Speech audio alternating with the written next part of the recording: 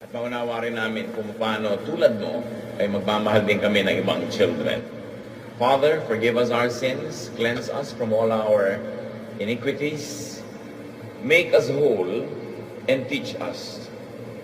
Kayo po ang nais naming marinig, tinig nyo, gamitin nyo lang po ang inyong lingkod, magpalaya po kayo, magturo, magtuwid, magpalakas sa aming lahat, at nawa ang pangalan nyo madakila namin. We commit everything to your Father, asking you to bless us in the name of your Son, Jesus. Amen. How to treat children. Matthew 19:13 to 15. Some people brought their children to Jesus so that he could place his hands on them and pray for them. His disciples told the people to stop bothering him. But Jesus said, "Let the children come to me, and don't try to stop them. People who are like his children belong to God's kingdom." After Jesus had placed his hands on the children, he left. Maraming nagdadala sana ng mga bata sa Panginoon para pagpalain niya, pero pinigil ng mga alagad at ayaw nilang palapitin. At sila ay pinagsabihan ni Jesus, "Hayaang lumapit sa akin ang mga bata, sapagkat ang kaharian ng langit ay tulad sa mga gaya nila." At pagkatapos, binasbasan niya ang mga bata, kinalong, nilapatan ng kamay, bago siya umalis. Historical and archaeological finds strongly suggest that children in biblical times were nobodies. Hindi masyadong pinapahalagahan ng mga bata noong unang panahon. Hindi tulad ngayon na halos ang Panginoon ng mga tahanan ay mga bata na. Pero noon, halos binabaliwala. In fact, children got served as offerings, as sacrifices. Not only to pagan gods, but also unbelievably even to Yahweh. Matatandaan natin that Isaac was to have been offered by Abraham. Nakarecord yan sa Genesis 22:1-19. Mga bata, iniaalay sa apoy, sinusunog bilang offering sa religious activity. Children got sacrificed very, very easily. Tulad ni Jephthah, isang mandirigma, made a very careless vow and had to kill his young daughter just to technically fulfill it. Nasa Judges 11:29-40. Sabi niya, "Papanalunin niyo lang po ako sa digmaan na ito.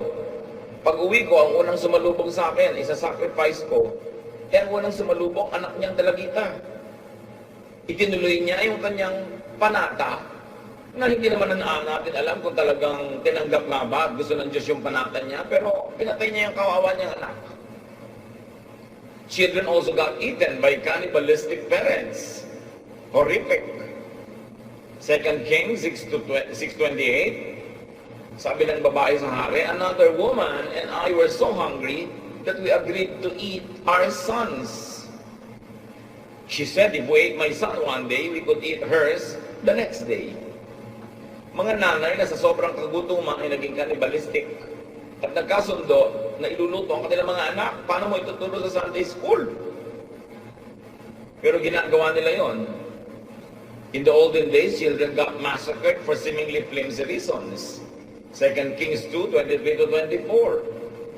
Mga bata na nalukso ng isang propeta, nilapa ng mga oso. Children were readily sold to slavery, tulad ni Joseph.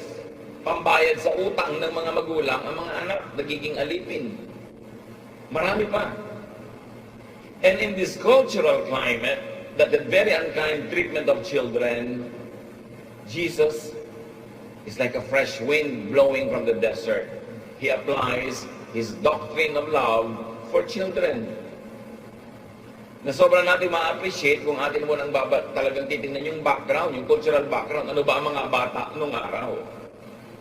Matthew 19:13, balikan natin. Some people brought their children to Jesus so he could place his hands on them and pray for them. At least some people thought that children needed and deserved Jesus' blessings. But people brought the children to Jesus for acceptance, for affirmation, and blessing. Magandang layunin na dapat gawin ng bawat isang magulang. At yan ang kahulugan na tayo nagdededicate ng mga bata. inilalapit natin sa Panginoon for affirmation, for acceptance, and for blessing. Matthew 19:13, his disciples told the people to stop bothering him. Of all people, the disciples were keeping Jesus' love inaccessible, unreachable to children. Sa halip na sila pa ang magdala ng mga bata sa Panginoon, sila pa ang sumasagabal. To them, such requests were bothersome. Abala lang.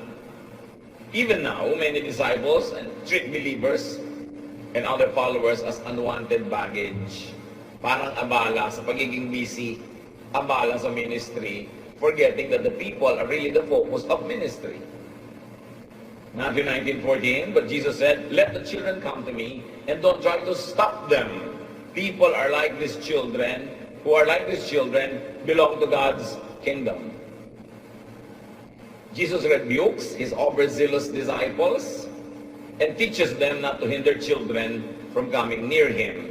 Interestingly, it's not only children, but also children. They should not be prevented from getting close to Jesus.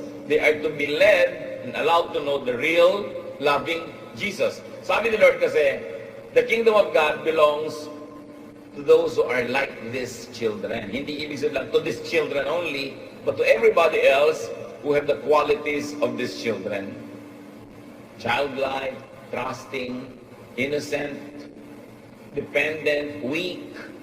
Sabi ni Lord, the kingdom of heaven belongs to people like these children. So, dalawa ang meaning, yung children themselves and people who have the qualities of children belong to heaven. At yun ang dapat na ipakilala natin sa mga bata, yung Jesus na mapagmahal, mapagtanggap, maibigin. Hindi yung panakot na Jesus. Maraming mga magulang, tamad magdisiplina, tinatakot talaga mga bata. Magagalit si Papa Jesus pag ginawa mo yan. Pati nga, pastor, ginagamit na ganyan. Ayan si pastor, magagalit sa'yo. Ginagamit nila yung mga iba na panakot. Mga tamad magdisiplin yung ganon. If you have to scare your children into being disciplined, that's a lazy way of parenting. Religious instruction should present the real Jesus of the Gospels. Not a Jesus that's always angry, not a Jesus that's always out to punish people. A loving Jesus is what the children and who the children should know. People who are like these children, sabi niya, belong to God's kingdom. Very interestingly, Jesus expands the application of His grace to all other persons who, like those children, are marginalized, trivialized, weak, voiceless, abused, oppressed. Kanya lahat ng tao na tulad ng mga batang ito ay kinakasihan ng Panginoon at para sa kanila ang paghahari ng Diyos. So mga taong hindi lang bata, kundi tulad ng bata ay naaapi, nababaliwala, hindi pinapansin, walang tinig, parang walang karapatan. Sabi ni Jesus, sila ang gustong lingapin at kalingain ng langit. Napakaraming spiritual application nung sinasabi niyang the kingdom of heaven belongs to people like these children. But very clearly, Jesus accepts children as He accepts the sinners, the sick, the weak, the poor, and the rejected. Sama-sama sila sa isang grupo ng mga tao na nababaliwala, nakakawawa, naaapi nung panahon niya at sa marami pang ibang panahon. Matthew 19:15, after Jesus had placed His hands on the children, He left. Kung ano man ang ginagawa niya, hindi na yun natapos, hindi na yung binalikan, pinagpala niya yung mga bata at umalis na siya. So maaaring yun talaga ang pakay niya ng mga sandaling iyon. But very, very interestingly again, Jesus breaks tradition, corrects His disciples, and welcomes and blesses children. In fact, in Mark 10:13-15, sinabi pa nga, nagalit siya sa mga disciples. Now, how do we treat children? Taking the cue from Jesus, the Lord of Lords, the King of Kings, in whose name every knee will bow, every tongue confess that He is Lord. Jesus who pleases God the Father in heaven. Jesus who is the complete personification of God in human form. Paano tayo matututo mula kay Jesus kung paano itatrato ang mga bata? Accept children unconditionally. Warmly, hospitably into your family. Yan ang kauna-unahan dapat na maramdaman ng bata na siya ay accepted. Do not abort fetuses. Hindi sila inilalaglag. Hindi dahil unplanned pregnancy, nagkamali ka, lasing ka lang nun, tapos bigla ka nagdalang tao, tapos ilalaglag mo. Anong kasalanan ng bata doon? Sabi po ng maraming mga dalubhasa, maliit na fetus pa lang yung bata sa loob ng sinapupunan, nakakadama na kung wanted siya or not. Kung ibig siyang ilaglag ng kanyang ina o hindi. Kung welcome siya sa mundo. At nagkakaroon niya ng epekto sa kanyang pagkatao, sa kanyang personalidad habang buhay. Do not reject children for their inborn nature. Some children have physical imperfections. Some have talents that parents might not like. Some have inclinations that do not probably fit into the culture of the family. But the family must accept the child unconditionally. The child did not ask to be born. Hindi naman niya ipinakiusap o ipilit na ipanganak siya. Napanganak siya dahil sa ginawa ng mga tao ng kanyang mga magulang. Therefore, ang mga magulang ang kauna-unahang dapat tumatanggap ng walang patakaran sa bata. Do not reject children for their inborn talent or lack of it. For inborn physical attributes. Minsan, kamukha nung kapitbahay mong naiinis ka na rin sa anak mo. Minsan, kamukha ng biyanan mo para silang pinagbiyak na yoyo. Mainit tuloy ang dugo mo sa anak mo, sa sarili mong anak. Do not reject children for inborn character traits that they did not impose upon themselves nor create. Do not hate children for being born this way or that way, especially if you are the parent of the family. Yes, improve children, help improve children, but do not reject or change them. Not even God changes people. The Lord changed me. May mga bagay na sabi, bakit pray na ako ng pray, hindi na-change? Yun ang nature mo. So, pwede mo improvein. You can be the best version of yourself, but you cannot change yourself as you were created. God creates all people, and God knows what He's doing. Psalm 139, 13-16, you are the one who put me together inside my mother's body. So you are the one, not anyone else. You, oh God, are the one who put me together inside my mother's body. You created me. You decided which genes from which grandparents will go into my body and my personality. You decided the mix, not me. God, you do it. And sabi niya sa verse 14, and I praise you because of the wonderful way you created me. Everything you do is marvelous.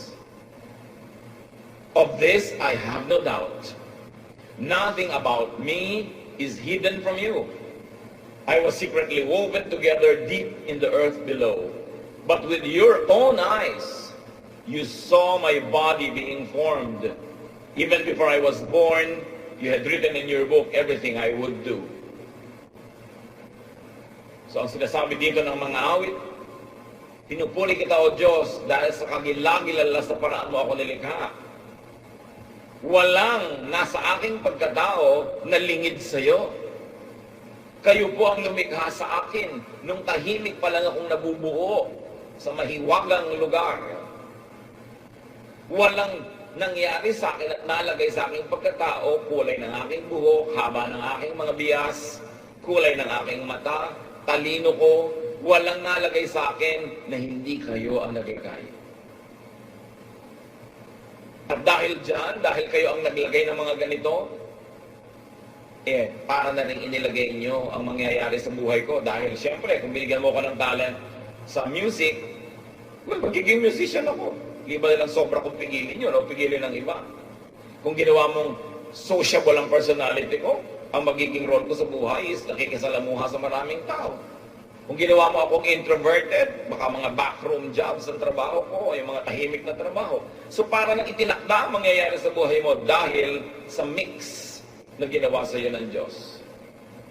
At tayong mga pamilya na tumatanggap ng bawat batang isinisilang, huwag natin lilimutin yon. Hindi niya nilikha ang sarili niya, nilikha siya ng Diyos. At ang dapat gawin, mahalin, tanggapin, tulungan so the person could develop into the best versions but of his or her own self. Hindi mo pipilitin maging katulad mo. Sundan ang iyong mga yapak. Tularan ang naging karir mo dahil mayroong ibang nakaguhit sa kanyang palad para sa kanya. So accept children, very especially if they are yours. Woman, do not give your child's father a reason to doubt the child's paternity. Pag hindi malinaw sa lalaki na anak niya ang bata, paano niya paninindigan, paano niya mamahalin, paano niya susuportahan. At kung minsan, sa kawalang pag-iingat, may mga babaeng nalilito ang 5 lalaki kung sino sa kanila ang anak, ang ama. Kawawa yung bata dahil lahat magtatanggihan. Dahil sino ba naman ang gustong sumambot, sumalo, na hindi siya tiyak kung kanya nga. Kaya iniingatan talaga ng babae ang kanyang sarili. Para hindi siya pagdududahan, anak ko ba talaga yan? Bakit kamukha ni kumpare yan? Di ba? Naglihi lang ako sa kanya. Parang si Maria Clara, ipinaglihi kay San Antonio. Na ipaliwanag tuloy kung ba't kamukha siya ni Padre Damaso. Dapat maingat dahil yung bata ang nagdurusa.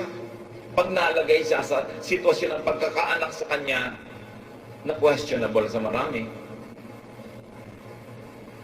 Love children.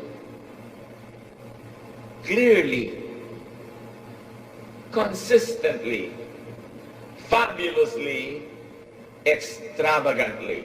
That's when you can never be wasteful. Because love always accomplishes its beautiful mission. Maraming mga tao, kaya nung lumaki, masungit, mailap, mahiyain, masamang ugali, etc., etc., dahil kapos sa pagmamahal na natanggap ng bata. This feeling of not being loved enough while a child could haunt a person all her days, all his life. Yung kulang sa pag-ibig na hindi natanggap ng bata habang bata, napakahirap punan o takpan pag adult na siya. At napakaraming mga tao, dysfunctional yung character, mahirap pakitunguhan, ang pinagmumulan pag nag-research ka, a terrible childhood. A childhood that is spent not being loved, not being cared for, but in fact being rejected, and sometimes even abused.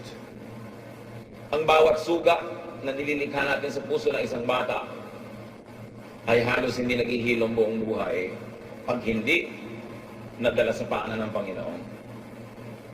Kaya hanggang ngayon, marami mga tao, merong mga sari-saring anxieties. Yung mga batang laging iniiwan, hindi minahal, kulang sa yakap, kulang sa lambing, may mga separation anxiety. Kahit sa high school friend, nagagalit pag nagka-boyfriend na yung kaibigan niya, nagsiselos na, kasi gusto na niya mag-attach. Kahit sa mga office mate, pagka naglakaran, hindi siya kasama, masama ang loob. Kahit sino na lang aalis, kay boyfriend niya o boyfriend ng kaibigan niya, hirap na hirap ang loob niya. Hindi maka-adjust pag may taong lumalayo. Kasi nga, buong buhay, wala naman siya kasama, walang papiling, walang masandalan, walang masilungan. Kaya pag nakakita ng kahit sino, nagbigay ng kahit konting pagtingin, para ng talabang kakapit. Lilimutin na ang karunungan, lilimutin na ang katalinuhan, lilimutin na ang katwiran, dahil nakakita ng konting pagtingin. Kawawa ang mga batang hindi pinapalaki ng busog sa pagmamahal. Laging yun ang hanap-hanap. Kaya maraming mga batang babaeng lumaking walang tatay sa bahay, ang nagiging mga boyfriend, mga mukhang tatay, mukhang lolo, nakadalasan may asawa at mga sariling anak. Kasi meron siyang longing to belong to a man who has a family, to belong to a family. Nagkakariwariwara ang buhay ng babae. At ganoon din naman yung mga lalaking lumaking walang tatay sa bahay o walang nanay, may kulang na laging hinahanap.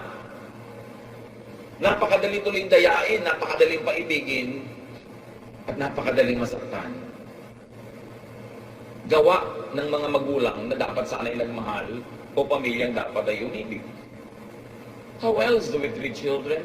Bring children up in the knowledge of the Lord.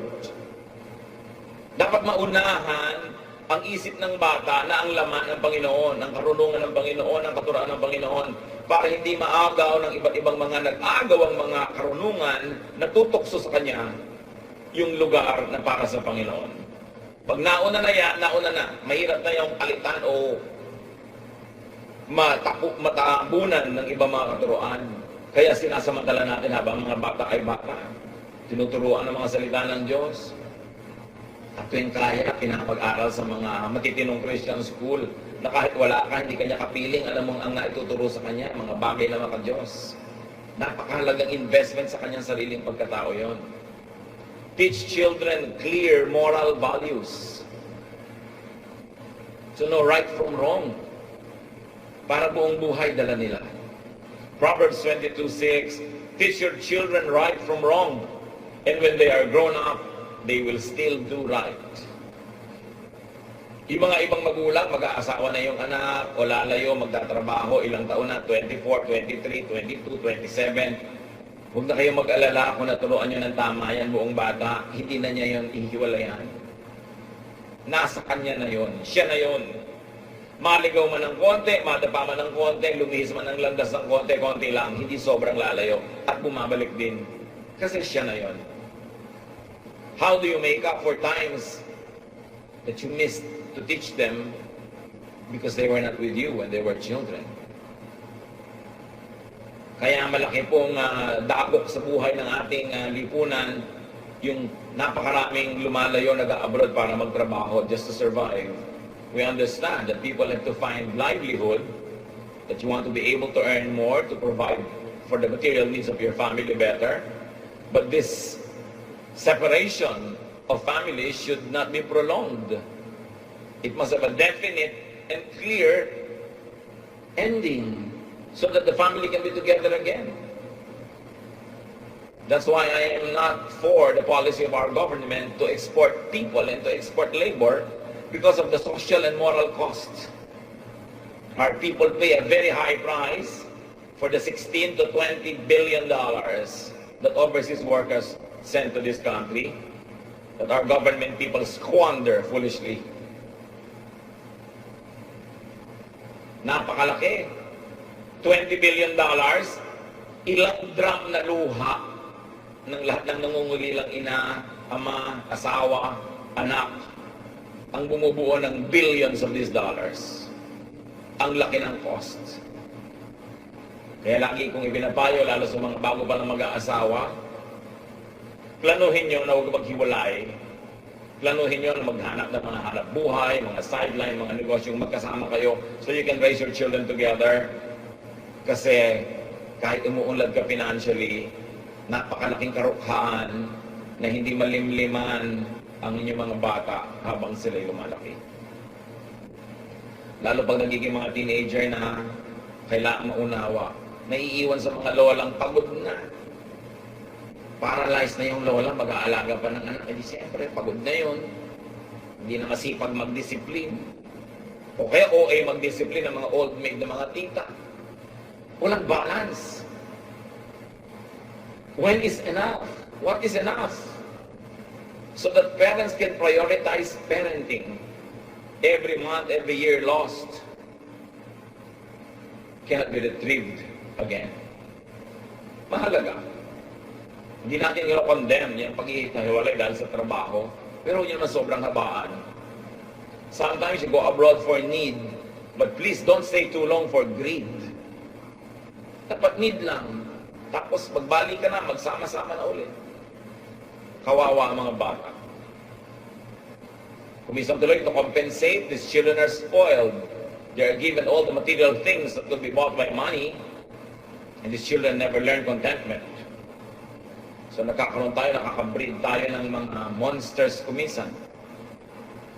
Siyempre, discipline ang kailangan sa bata, pero founded on, tempered by, and flavored by love. Hindi discipline lang without love.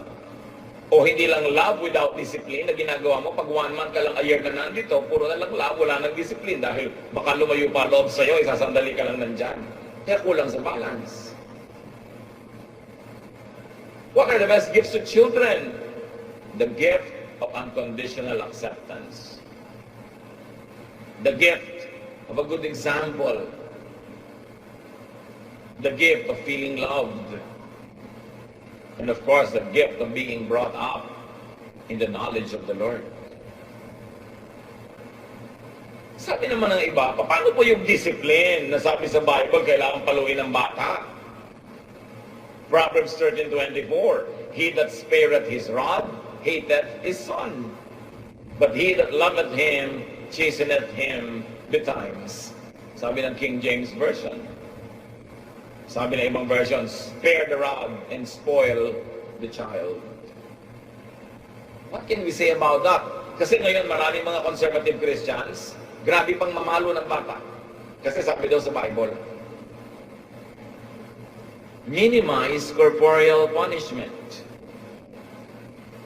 Sa pagbabago ng panahon, sa pagdaan ng maraming mga bagay, huwag masyadong maging literal sa pagsunod ng napakatatanda ng mga kaugalian. You know, physical punishment is so Old Testament. Pero hindi po ba dapat natin sundin ang Old Testament? Kasi po, Bible yan. Di sundin mo rin ang Leviticus 20 verse 9. If you curse your father and mother, you will be put to death. Biblical din yan. Pero siguro naman, kahit anong ngayong pagiging pasaway ng bata, hindi mo pinapatay. No? Hindi ka tulad ng araw, babatuhin ang buong baryo para mamatay. So hindi ko man nasa Bible, buong-buo mo nang lulunukin ngayon. Titingnan mo kung paano i-apply sa mga realities mo ngayon. Iba ang reality 3,000 years ago, 4,000 years ago, in tribal, rural Israel, kesa ngayon. That's why contextualization is important. You've got to study the context of the people who originally practiced the teaching in your context now. And you've got to bridge that with a lot of wise understanding, reflection. And if you're going to err, if you're going to make a mistake on the side of being loving and being kind. Sabi sa Proverbs 13:24 ng Contemporary English Version, if you love your children, you will correct them. If you don't love them, you won't correct them. At yan mga kapatid ko minsan, ang pinagkaiba-iba ng mga version. Sabi ng King James, kailangan paluin mo yan physically. Yan ang basa. Ngayon, ang Contemporary English Version doesn't even mention the word rod or pamalo. Sinabi, ituwid mo ang bata. Pag hindi mo sila itinutuwid, hindi mo sila mahal. So itutuwid pa rin, pero hindi na ginigit ng version na palo. Kasi marami namang paraan para ipaintindi ang lesson sa isang bata. So nagkaroon ng updated rod. And obviously, the Contemporary English Version now reads the rod of the older versions as metaphor that can be applied many different ways. Kaya mahalaga, nagbabasa ka ng maraming versions. Read the old versions, read the new versions, and see why the translators are translating several ideas this way or that way. And then pray and think and study how to apply it in your life. Contextualize even the word discipline. Because sometimes excessive literal application could mislead and could be dangerous. In fact, the Bible is mostly metaphorical. Because it's poetry, it's wisdom literature, talinghaga, mga kwento na sinasabi sa pamamagitan talinghaga. Pag lagi kang naging literal, chances are you'll be cruel, you'll be unkind, and you might commit grave mistakes. So do not overly romanticize bygone periods. You've got to apply many things in the context of your reality. Parang si Lord, sobrang bawal na ng magtrabaho sa Sabbath, pero sa panahon niya, nagpapagaling siya kahit Sabbath, which is considered trabaho. So hindi yun literal obedience to ancient teachings, but still, he obeyed the spirit of the teaching that you should love during the Sabbath, that the Sabbath should benefit people. And if working benefits you, then by all means work. You see, the contextual application of such old verses must be done carefully and studiously so that at the end of the day, the verses benefit you and not oppress you. Because God is kind and God is loving. And Jesus wants you free. Teach children to be loving. Kawawa ang batang hindi marunong magpahayag ng pag-ibig at pagmamahal. Laging nagtitimpi, sinasarili, laging hindi nagpapahayag kasi hindi naturuan, hindi na-encourage na magpahayag. Napaparusahan pa pag-expressive. So all their lives, they're pent up, they're locked in, they're in themselves. Kawawa naman. And of course, teach children to work hard and to be fruitful. Do not reward laziness. Kailangan tinuturuan sila to be responsible for their actions and to receive graciously the results of the things they do. And of course, teach children to relax and enjoy life. Life is a gift of God to be enjoyed. It is not a problem to be solved. Sa pagpapalaki natin sa bata, makikita natin kung anong attitude niya paglaki. How else we treat children? To glorify God who loves them. Bring children up in balanced growth. Dapat balance. Make and help children grow physically, mentally, socially, spiritually. Like how Jesus grew up. Luke 2:52. Jesus became wise and he grew strong. God was pleased with him, and so were the people. So Jesus grew intellectually, physically, spiritually, and socially. Balance. Titingnan natin yun sa mga bata. Very especially, do not teach children and train children to be prejudiced. Yung hindi naman nila kilala yung tao, ginadjudge nila. Kasi sa dinner table yun, naririnig. Ay, naku, alam mo, pagkagilagid, maitim, traitor. Ganyan lagi makwentuhan ng mga tao. Kaya pag nakakita siya ng maitim na gilagid, judge na niya agad yung tao. Ay, alam mo, pagkakulot ang buhok, tamad, etc., etc. Pagka taga-norte, ganito. Pag taga-south, ganun. Nadidinig ng mga bata, they become prejudiced. Do not teach children to be bigoted, to be specifically hateful of people because of reasons that are not founded on reason. Hindi naman reasonable yung reason na yun. Do not teach children to be self-righteous and judgmental and narrow-minded, especially in a religious context. Nahayaan mo anak, lahat yung mga neighbors natin pupunta sila sa hell. Kaya punta tayo kay Papa Jesus. Sabi ng bata, praise the Lord.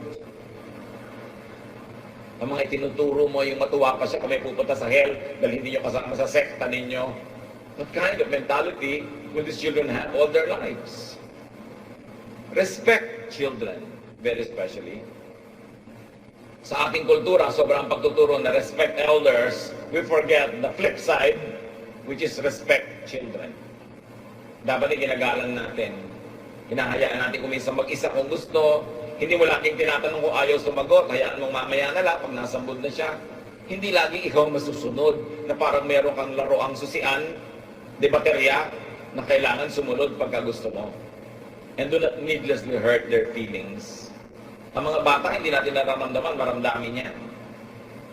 Nadidinig ka lang mga usapan. Meron pa, lalapit sa akin, dala-dala bata. Pastor, ito mga anak ko, napaka-hard-headed. Kasi kung kailangan mo talaga sabihin na didinig niya, ba't di mo isigaw sa loob ng tenga niya, hard-headed. Mga taklesang ina. So kung anak ko laging bagsak sa school, talagang kailangan mo siyang embarrassing. Tumitigas tuloy yung puso, lalong tumitigas ang loob at nagdadabog-dabog.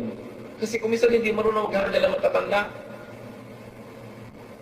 And do not abuse children, verbally, physically, emotionally.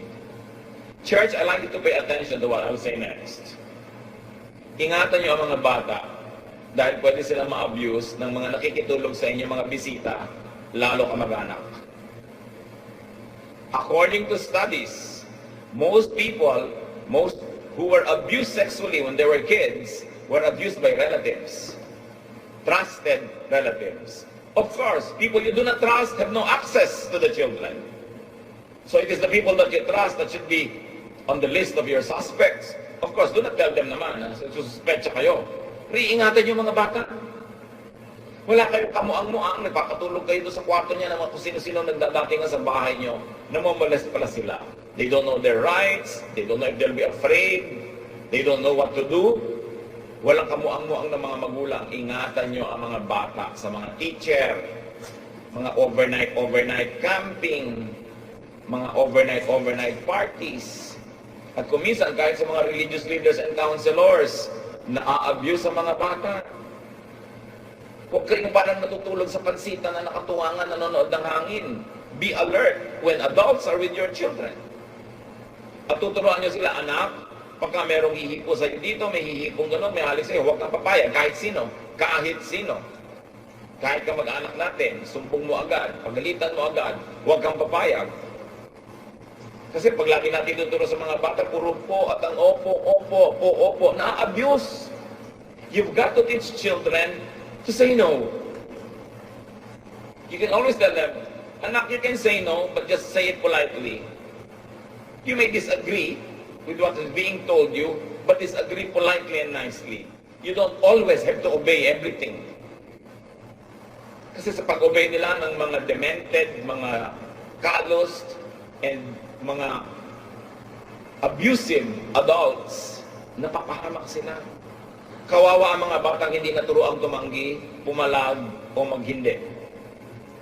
Minsan buong buhay nila sila'y naapi. At ang api na, hindi pa malaman kung paano tatanggi kasi hindi naturuang tumanggi. It's part of good training because there is so many things in this world that we have to refuse. Train the children to refuse. Nicely, politely, but firmly. Especially, teach them the basis of what to refuse and what to accept. Right from wrong. And of course, do not exploit children. At kung matatanda na tayo ay tinutulungan ng ating mga anak, do not be abusive in dependence and expectation. Maraming mga anak na hindi na makapag-asawa, hindi na makagawa ng future, hindi na magawa ang gusto nila dahil dumagan na sa kanila yung buong pamilya. Do not exploit and abuse, especially when they're already earning money. 2 Corinthians 12:14, parents are supposed to take care of their children. Hindi laging sila pa yung pabigat. Sila yung hadlang para matupad yung mga pangarap ng kanilang mga anak. Progressively set children free. Mula nang naputol ang pusod ng bata, mula sa sinapupunan ng kanyang ina, nagsimula na yung kanyang journey na maging independent. Mga ina, kung gusto ng Diyos na lagi niyong kabuntot ang anak niyo, dapat hindi nalalagot ang pusod. Can you imagine kung 7 anak niyo? Nilalagot ng Diyos ang pusod bilang kauna-unahang act ng pagsilang dahil yun ang kalooban niya. Tapos na yung role mo na 9 months na diretsong sa'yo nakakabit si bata. Ngayon, magpapasuso ka naman, mag-aalaga ka naman for several years and then titigil na yon, iba nang kakainin niya, solid food na. In other words, progressive freedom ang ibinibigay natin sa mga bata. Hindi natin ko-kontrolin forever. We let them free to be themselves, to develop their natural gifts, to pursue their dreams and aspirations, and to love who they want to love. Hayaan ang mga anak na umiibig ng iibigin. Hindi tayo mamimili. Hindi naman ikaw ang sisiping. Hindi naman ikaw ang sasama. Tapos sobrang makialam. Siyempre magpayo. At mga anak makinig sa payo, madalas ang mga magulang tama. Hindi naman lagi, 99% of the time lang. Diba? na pag may kinukutuban sila doon sa gusto nyo, makinig kayo kasi merong antena ang matatanda. Alam nila kung disaster ang papasukin mo. Na ikaw naman hibang na hibang sa pag-ibig, di mo kita yon. Later na lang, sasabihin mo, tama pala ang nanay. Eh huli na, naanak ka na ng apat, di ka pa napapakasalan. So tama pala ang nanay. Makikinig kayo, pero mga magulang, nagpapayo lang tayo, huwag tayo magdikta. At the end of the day, you allow them to love who they love. Ganun ang pagiging magulang. At hindi mawawala, pinakamahalaga, pray for children. Laging pabaon nyo ay prayer, laging padala nyo ay prayer, prayer, lagi. Iba pa naman ang kapangyarihan ng panalangin na magulang. Galing talaga sa pusong tapat ang pagmamahal doon sa bata. How children are loved or unloved, underloved, at childhood could have lifelong effects. Madalas ang ugali natin sa buong buhay, nabuo ng mga bata pa tayo, at binuo yun o sinira kung gaano tayo na mahal o hindi na mahal. So love children. Sa atin na lumampas sa childhood ng ating mga anak, lumampas sa pagiging bata, hindi pa huli ang lahat. Pwede pa natin ituwid kung meron tayong na-realize, naliko sa ating paraan ng pakikitungo sa ating mga anak. At mga kapatid, kung meron sa atin na biktima kayo, na nung bata kayo, you were maltreated, or you were abandoned, you were neglected, you were harmed, abused, forgive. Hindi nyo naman kailangang dalhin buong buhay yung sugat ng nakaraan. Kayo din ang lugi. Kung laging sasama ang inyong loob, kikimkimin nyo ang galit, di kayo magpapatawad. Kahit saan kayo pumunta, anumang oras, dalan nyo yung asido na yon na sumusugat pa rin sa inyong puso. Magpatawad tayo sa mga nagkamali sa atin ng bata tayo, sa umabuso. Yun lang ang choice natin to recover. The other choice is to continue being angry and bitter and to continue to be damaged. Kahit ano pa ang pinagdaanan natin, the Lord can restore us. The love of Jesus can heal us. And the power of God can set us on the path that we should take. Patawarin nyo na yung mga umapi sa inyo noon. Yung mga laging galit sa inyo, kung may nag-abuse, patawarin nyo na. Kayo rin ang mahihirapan kung dadalhin nyo pa yan one more day. One more week, one more month, one more year. Let go. Let it go. And with the Lord's comfort, try to forget. Move on. There's a whole new life waiting for people who are in the Lord. He gives us second chances, third, fourth chances. Heal in the name of Jesus. I like everyone to bow before the Lord right now because I like to pray. I like to pray especially for people. For people who were wounded in their childhood. Meron tayong mga kasama na nasugatan ating puso, ang ating damdamin, ating pagkatao nung bata pa tayo. At alam natin, dala-dala pa natin hanggang ngayon yung sugat na yon, yung galit. Kuminsan, apektado ang ating mga desisyon, pakikitungo. With heads bowed, I like to pray. And I like to pray for those people. I like you to stand up. Stand up in the name of the Lord. We're going to ask the Lord to heal your wounds. We're going to ask the Lord to touch you, to let you go on, move on, forget, and have a brand new start. It is to begin today, let it be today. Yes, thank you for standing up. Sino pa magsasabi, Lord, meron ako mga sakit ng loob, hinanakit, galit mula pa nung bata ako. Meron mga nanakit sa akin, sumugat ng abuso, na ngayon nasa puso ko pa. But today, I like to let go. Gusto ko nang bitawan itong mabigat na daladala ko na to. Gusto ko nang magkaroon ng bagong panimula. Nothing is too late. Yes, the Lord is here with us, and the Lord will heal. So you stand up if this is your prayer. An honorable thing to do, to stand before the Lord who is our healer, our physician, our parent. Tumayo kayo, ipapanalangin ko kayo. At sa lahat ng mga tumayo na tatayo pa sa ilang saglit, pray privately and silently. Thank God for your life. Thank God for everyone who have helped you so far. Thank God for the beauty of life, isang magandang pagkatao. Mas maging maunawain, maibigin ng mga kapatid na ito at makapagpadama sila ng pag-ibig, lalong-lalo sa mga bata. Let your spirit touch each one powerfully. And may your name, O Lord, be glorified. Heal people. Heal those who have been wounded in their childhood. Mga kapatid, tanggapin ninyo ang pag-aalingan ng puso. Tanggapin nyo ang comfort, ang pag-ibig, ang pagtanggap ng Diyos as you ask Him now in the name of Jesus. May peace reign in your hearts. And may you find more beauty and color and vibrance in life as you now forgive those who have hurt you in the past. May you be equipped to love more, to give more of yourself, and may the Lord send you a lot of love to compensate for those that you never received before. Panginoon, sa iyo namin nilalagak ang mga sarili namin. Ang pag-ibig niyo ang aming sinisilungan. Pagalingin niyo ang bawat puso, palakasin.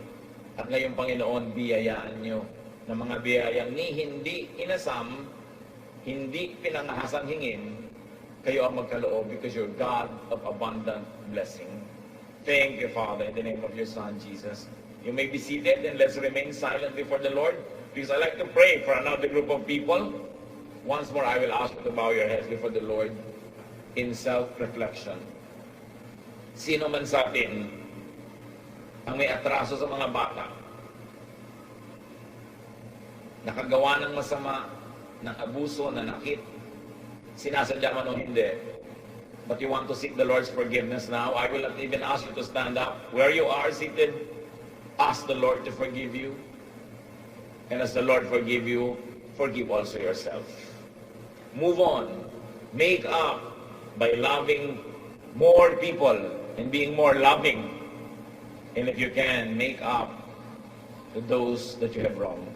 In silence, sino man sa iba't ibang paraan ang nakapang-abuso ng bata, seek God's forgiveness now.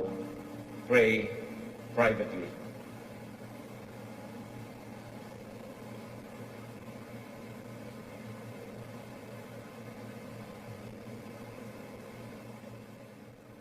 May mga atraso kami, ang ginawang masama sa mga bata.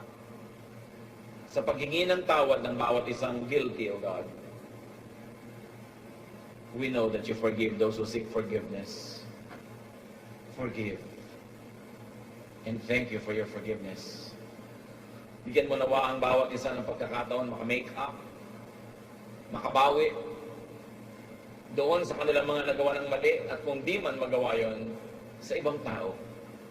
Teach us to love others, to give to them the love that we failed to give to some children in the past.